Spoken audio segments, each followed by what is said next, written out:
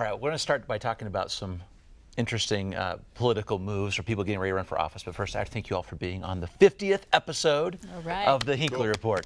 We're thrilled to have you all here. Cake? Well, cake to follow, I'm sure. Let's talk about Kathie Allen for a moment. Of course, Do we have to?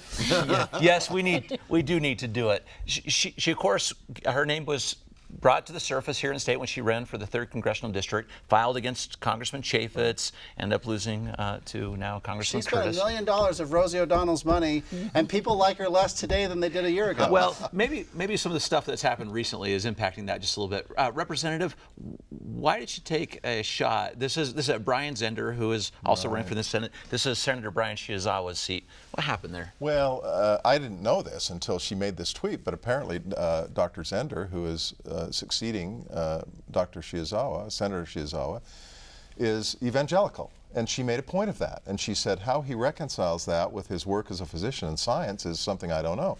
And it was this gratuitous introduction of religion into a political discussion that I think put a lot of people off. Put me off. It was not a wise thing to do. Either smart. When she got called out on it, she doubled down in the Tribune interview, and she said, well, he praised at his office, and I think he's got an altar there.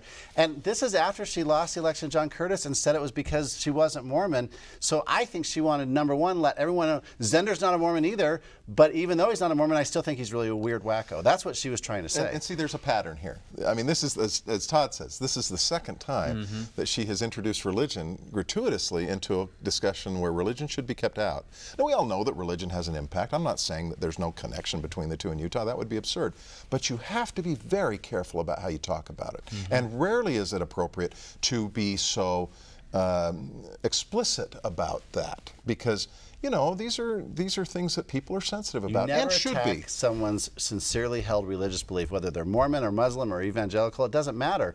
But in between those two horrible tweets, she sent out another tweet saying that she wouldn't run for the U.S. Senate. She's going to run for the state Senate until the gerrymandering problem's fixed. This was just 2 weeks ago. You can't gerrymander a whole state because the U.S. Senate runs statewide, and so it's as if she doesn't even realize that you.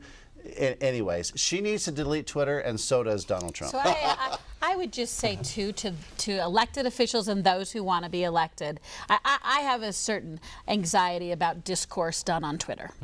Because I think those who want to do discourse, like Allen, show more about themselves than the people they're speaking about. And she has joined a long line for me of people who show themselves to be shallow, petty, insincere, political, and not smart.